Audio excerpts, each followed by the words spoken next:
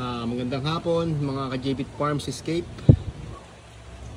Ayan, tuwan-tuwa yung mga bulaklak natin dito, mga tanim natin mga idol dahil sobrang ulan. So ngayong araw ng Wednesday, September 24. So ganda ng mga bulaklak natin mga idol.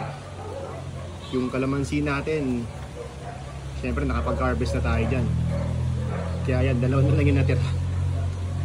Pero maraming tumutubo pa rin mga dahon. So masayang masaya yung mga tanim natin dito mga idol. Ito rin, tutubo na rin yung mga bulaklak.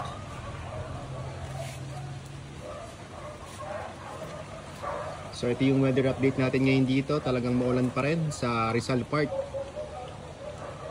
Taytay, boundary ng Taytay at ng Antipolo. Malapit lang kami dito sa arko ng Welcome Antipolo. So magandang hapon mga idol.